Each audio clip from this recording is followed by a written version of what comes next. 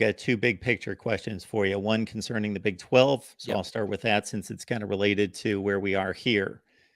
I know it's only 1 week, but I know we had a conversation when we had you on during the off season. And at some point in the conversation, it always goes to Big 10 and Big 12. Well, that was a bad look for the Big 12 this Tough week for the past Big weekend. 12. Yeah, tough week. Is what it is. I mean, I can't take responsibility for Baylor losing to Texas State, I guess, but it is. The future of the Big 12 is a very competitive conference with lots and lots of good programs. A bad week happens. Just kind of is what it is. I don't know. Yeah, I don't. Iowa State took care of business. That's really all I care about. Sure. Well, at least y'all got Arizona coming in. That power down in Tucson can elevate the conference. There you go. So classic Pac-12 power right there. And Arizona State. So that's right. And then the more pertinent to what you care about would be, we've probably been having you on here since roughly 2017-18 when the program was emerging and was the talk of college football on many fronts as, wow, this is amazing what Matt Campbell's doing here. Yeah. Speaking for yourself and also speaking for the fan base and your feedback from the fan base. Yeah. Can you describe your level and their level of disappointment over the way things have gone over the last couple seasons? I'm sure you expected to be somewhere else in college football, in the stratosphere at this point, somewhere. I think if you were to make your data points based on expectations at the time versus what happened at the time, and then just go off of that, then yeah, the last two seasons have been disappointing. I mean, no doubt. I mean, and even if you use your hindsight as 2020 thing, they're still disappointing. Especially the 2021 season, that team should have been a lot better, just with how many NFL players were on that roster on both sides of the ball. I mean, it was a ridiculously talented roster that should have been a lot better than they were. And some of it's bad luck, and some of it's they didn't take care of business on special teams and doing lots of other stuff. Last season was always known. It was always known that there were going to be a lot of unknowns. It was known that there was going to be a lot of roster turnover and stuff like that. I think we probably thought it would look prettier than it did. I mean, Iowa State was still a few dropped passes away from 7 wins.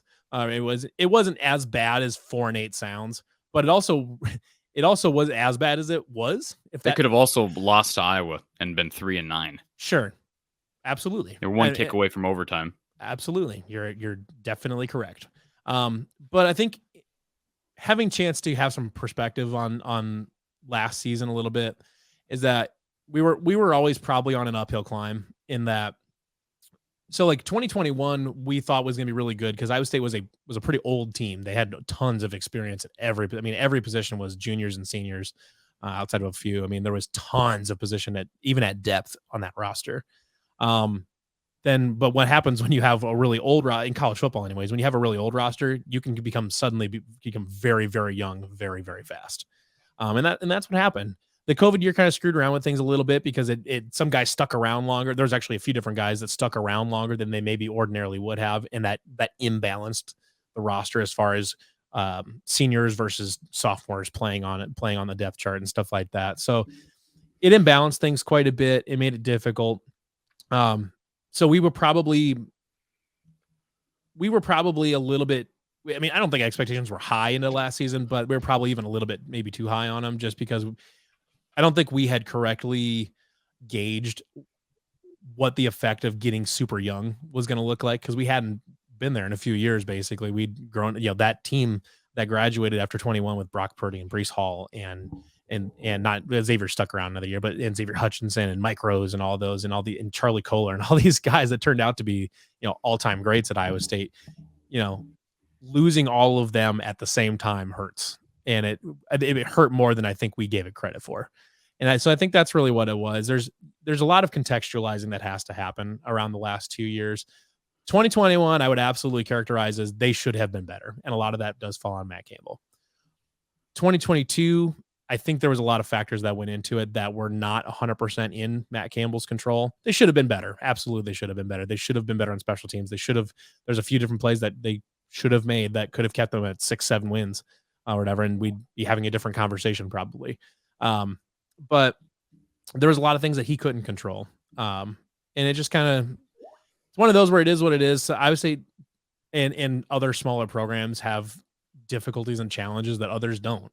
That's just kind of what it is. I mean, Iowa's been a model of consistency for a long time. I mean, their floor and ceiling is 4-8 and 8-4. I mean, outside of a couple outliers, I mean, that's pretty much what it is. They live between 4-8 and 8-4 for the most part. I'm not wrong.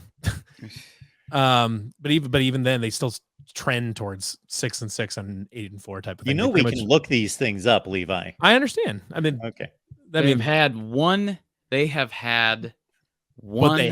year, 1 year of less than 7-5. Sorry, you're missing my point entirely. You're missing my point. Listen, 1 year of something worse than 7-5 since what? 2006? Are you kidding me right now? You're getting caught up on the detail. You're getting caught up on this. My point is that Iowa's floor and ceiling are extremely close together. They don't really deviate very much from the result. A lot of the deviation is based on some luck factors and things like that. There's not much deviation in Iowa football. And part of that is because Kirk has built a program that is extremely consistent about what they do. They do the same thing every year. Iowa's 1999 or 2001 Iowa looks very similar to 2023 Iowa. Both in roster construction and just general philosophy. Absolutely. And that's how you build that. That's how you build a model of consistency like Kirk has built at Iowa. He's also got a 15-year head start on Matt Campbell. There's other things. They had better offensive personnel in 2001, 2002, and probably not quite as good personnel on defense. They've changed a little bit, but for the most part, Kirk Ferentz's teams 15 years ago look like they do now. They don't have a Brad Banks. They don't. But I agree with everything you just said, Levi. Except where I'm going with this. What was that? 7-5 and 10-2 is more like I would not put Iowa Iowa's not typical ceiling is not 10-2. It's maybe 9-3, but they occasionally jump up there, but that's not a regular thing. They might hit it's more of a regular thing than them going, let's say, 6-6. It's more. No, listen, it's more of a it's more of a common thing than them going 4-8.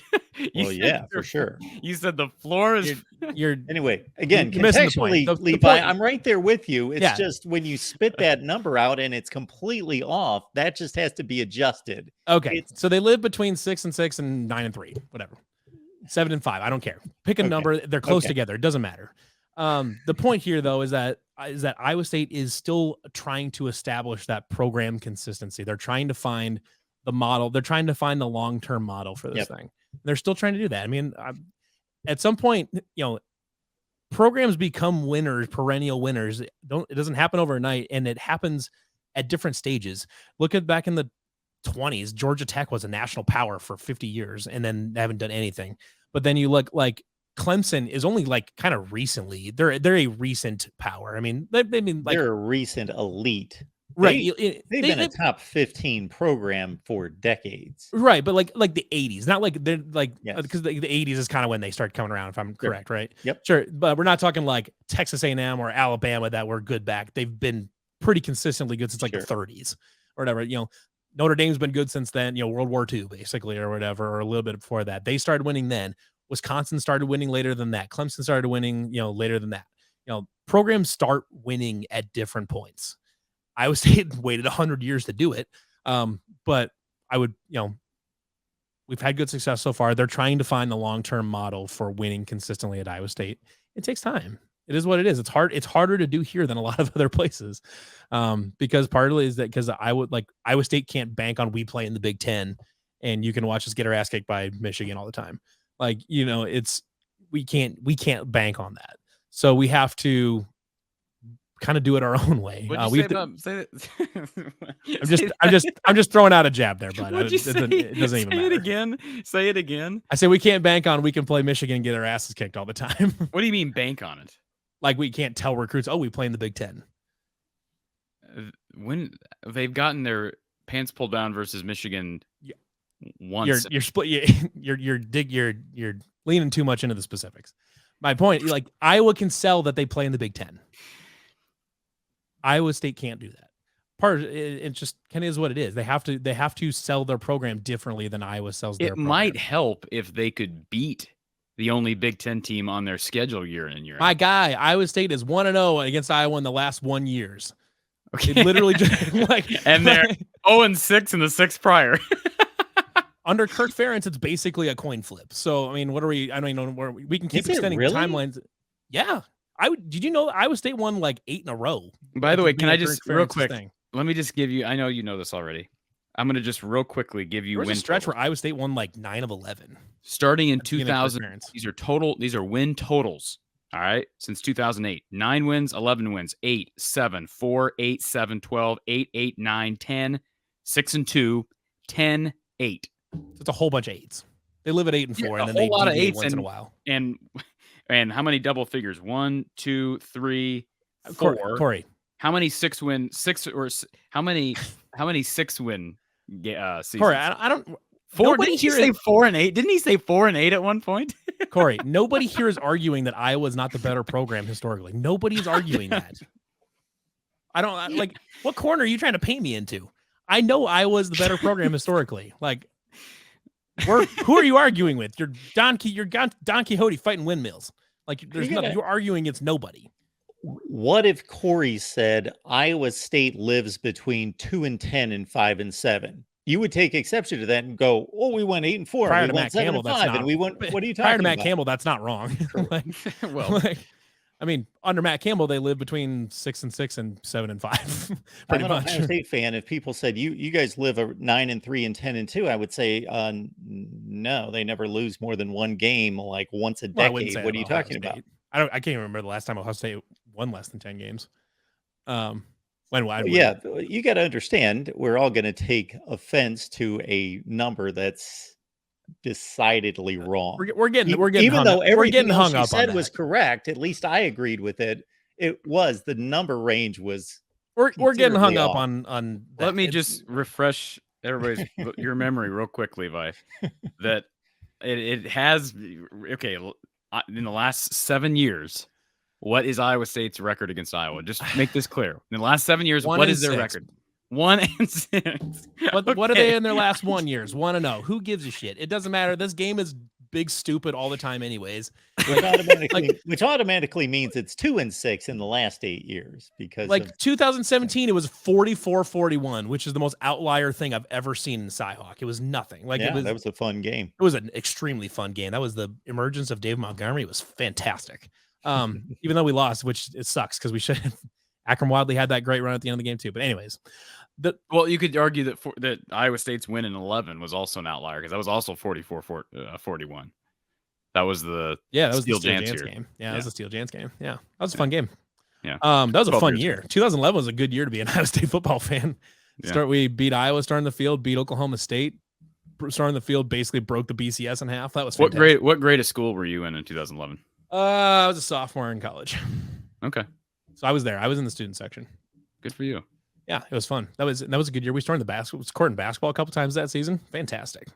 But anyways, the general feeling, back to the kind of the original question, is that the last 2 seasons have been disappointing. They were disappointing for different reasons, but I think all these changes that we saw in the offseason shows to me that Matt Campbell understands that what they were doing was not working, that they had plateaued or whatever you want to call it. They had fallen back. And that was, to me, you don't overhaul your entire offensive staff, including one of your best friends, and getting rid of Tom Manning. Like you don't make that unless you're trying to do something. You're trying to change it, and you're trying to change the overall trend of what was happening. Because he saw Iowa State had lots of success early on, but then they had plateaued. Everyone kind of figured out what they were doing. And they needed to change, and they did. It is what it is. Unfortunately, a fallback year for Iowa State isn't 5-7; it's 4-8 or something, or 3-9 or whatever it is. That's what a fallen back type of year is for Iowa State. It's not.